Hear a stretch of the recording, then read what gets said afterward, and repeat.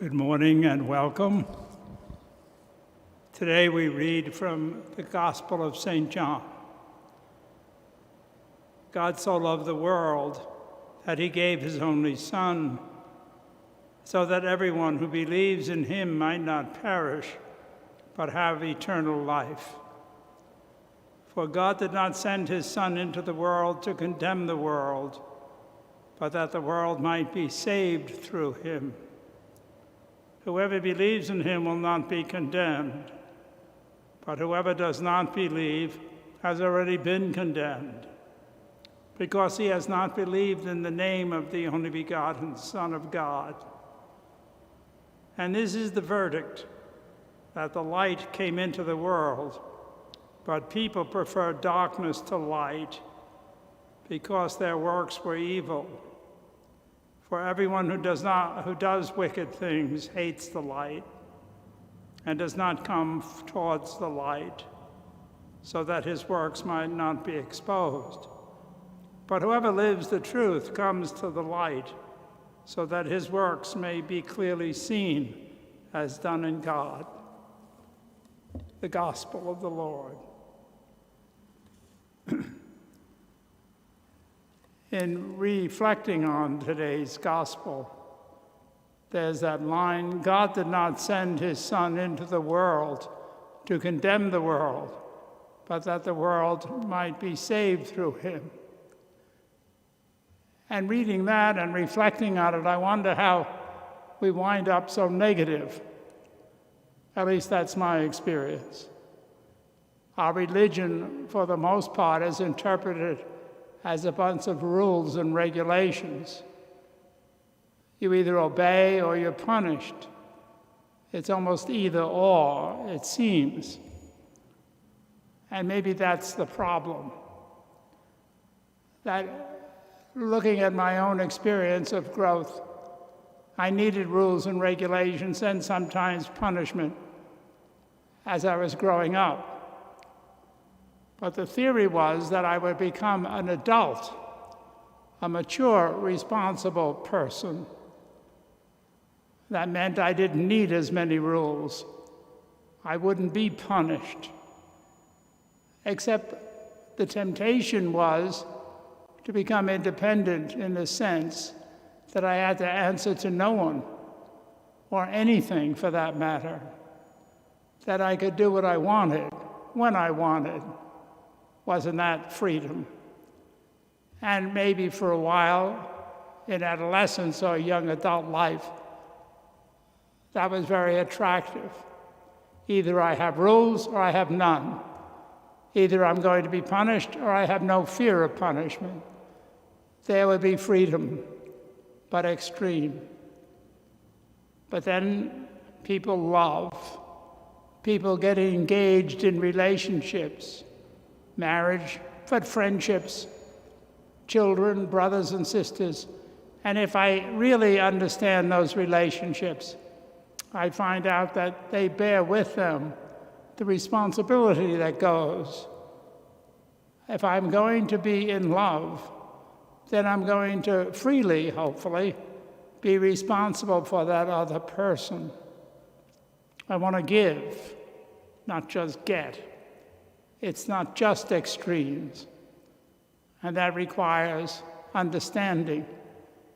It requires actually a third party or person in a way.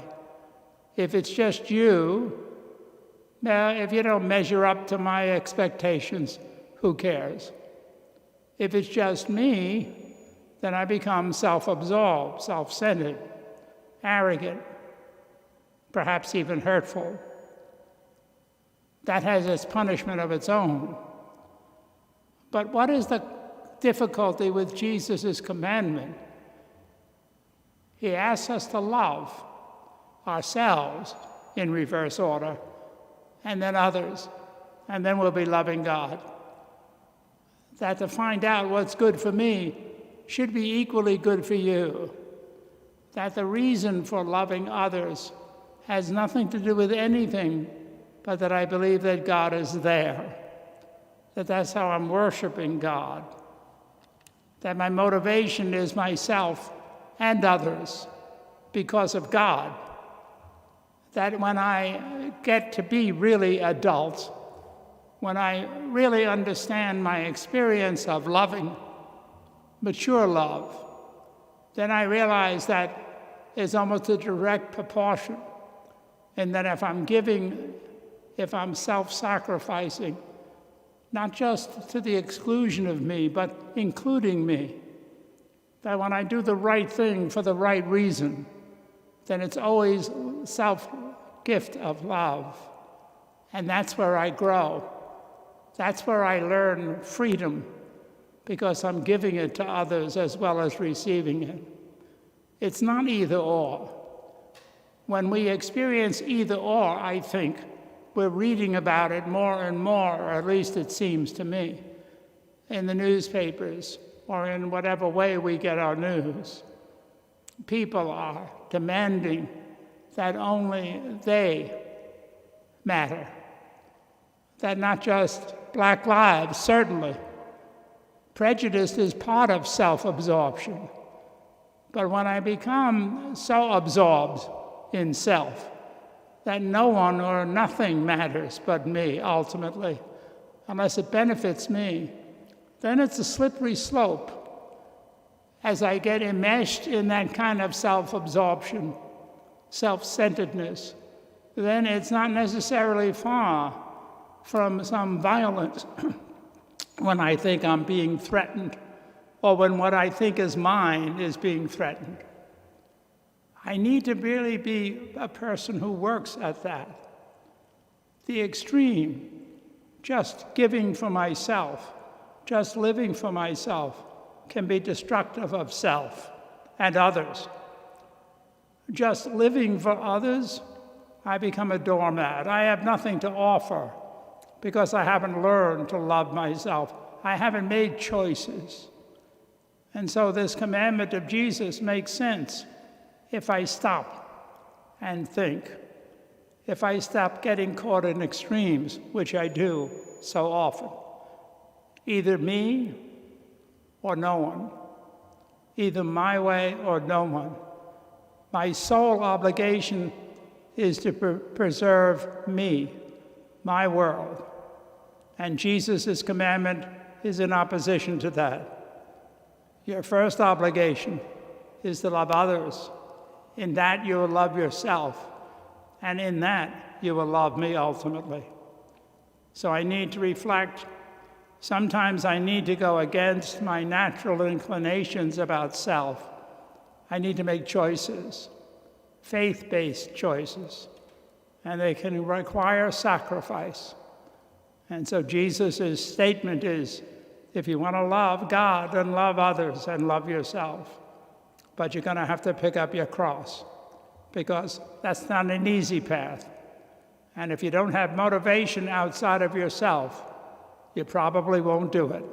At least that's my experience. So this reflection that God did not send his Son into the world to condemn it, but that the world might be saved through him, means I gotta work.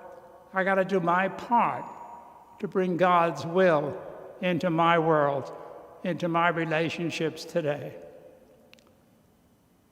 I hope that you have a blessed day, that you continue to pray for one another, and that you remain safe. God bless.